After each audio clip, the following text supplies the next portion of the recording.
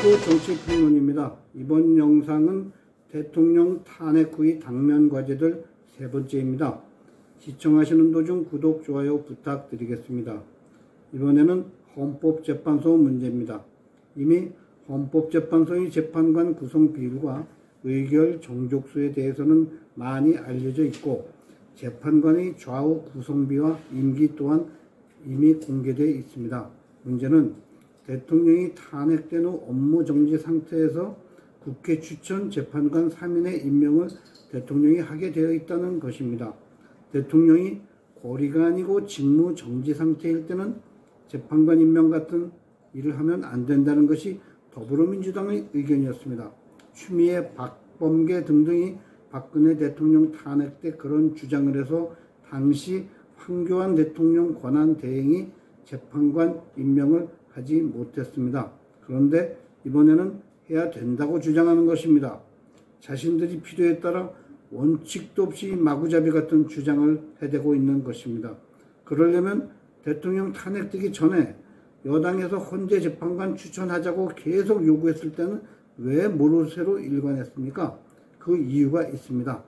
자기들이 탄핵한 여러 인사들 심의를 지연시키기 위해 헌재 재판관을 정상적인 상태로 만들고 싶지 않았던 것입니다. 한덕수 국무총리의 임명 거부에 힘을 실어주기 위해서는 국민의힘에서도 같은 주장을 펴야 합니다.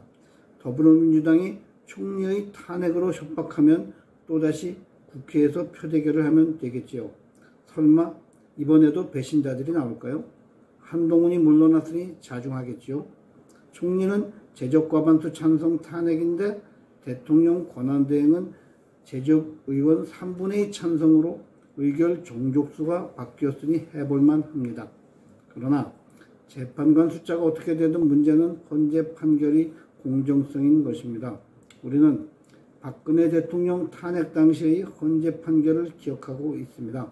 당시 재판관 8인 전원의 탄핵 인용 사유는 대통령이 헌법 수호의 의지가 없다는 것이었습니다. 지극히 법의 논리에 따라 할 헌재가 법이 아닌 감성과 여론, 정치 논리에 사로잡혀 역사에 남을 잘못된 판결을 내린 것입니다. 이번 탄핵 인용 직전에 헌재 재판관 1인이 송년 행사장에서 더불어민주당 서영교 의원과 환담을 한 사실이 알려졌습니다. 국가적으로 대통령 탄핵이라는 중차대한 일이 벌어지고 있는데 그 재판관 중 한 사람이 희시낙낙하고 있으면 되겠습니까? 김명수가 추천한 보수 중도로 유장한 그런 재판관이 혹시라도 예단을 갖고 있을지 걱정입니다. 그나마 다행인 것은 주심 재판관으로 윤 대통령이 지명한 보수 성향 정형식 재판관이 임명되었다는 것입니다.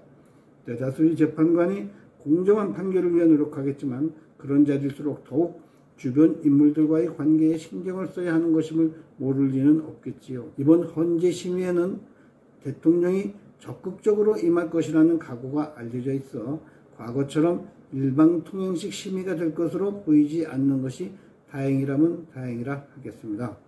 다음은 부정선거 문제입니다. 여전히 이 문제는 무엇이 캥긴인지 언론에서 전혀 취급을 하지 않고 있습니다. 국회에 나가 음모설을 퍼뜨린 김어준에 의해 양정철 사살설이 나온 것은 자기들 스스로도 부정선거를 인지하고 있다는 자백처럼 보입니다. 김어준은 현실 정치에 전혀 나서지 않고 있는 양정철을 왜 계엄군이 사살했다고 떠벌렸을까요? 대통령이 이번 계엄이 사실상 숨은 목적은 부정선거의 발본색원이라는 의사표시를 했기 때문일까요? 양정철은 4.15 부정선거의 수괴라고 널리 알려져 김어준도 알고 있었을 것이기 때문입니다.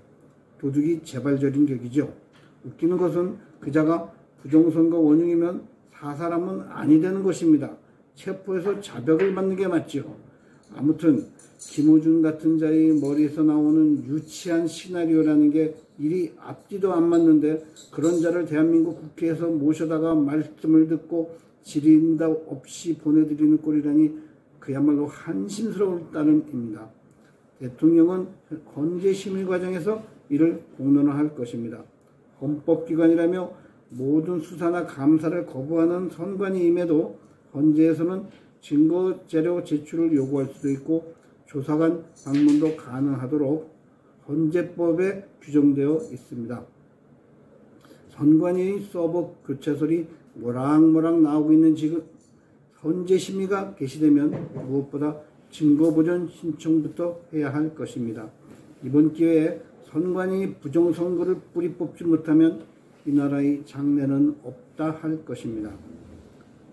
그 다음은 대통령 권한대행의 권한은 어디까지인가 하는 문제입니다. 한덕수 국무총리가 권한이 정지된 대통령을 대신해서 대통령이 행사할 권한을 대신할 수밖에 없는데 가장 당면한 문제는 법안 거부권입니다. 법률은 국민 생활과 긴밀한 관계가 있으므로 거부권을 행사할지 또는 그대로 원한대로 공표할지를 정부가 결정해야 합니다. 다만 그 외에 대통령의 고위직 임면권은 행사하면 안 된다는 것이 과거의 정설이었습니다. 그것도 더불어민주당이 주장해서 관철된 것입니다. 이번에 국회를 통과한 기업들이 반발하고 있는 정보공개법에 의하면 모든 기업은 국회의 요구가 있으면 영업비밀이 있더라도 국회에 자료 제출을 의무적으로 해야 하고 이를 어길 시 징역형 등의 벌칙이 있다는 것입니다. 정말 말도 안 되는 법이죠. 나라 넘기는 것도 모자라 기업까지 넘겨주려나 봅니다. 중국 공산당이 비밀리에 종북 주사파들을 통해 우리 기업의 자료를 요구할 경우 국회를 거쳐 기업의 자료가 유출될 우려가 있음은 확실합니다. 아직 법안이 통과가 안 된 이재명의 사법 리스크를 무위로 돌리는 이재명을 위한 공직선거법 개정 법률도 이재명은 당연히 거부권 행사가 안 된다는 입장이지만 이 부분에 있어서도 총리가 무엇이 국익을 위한 것인지를 정확히 판단해서 결정해야 할 것입니다. 압력에 굴복하면 법치의 근간이 무너지는 것입니다.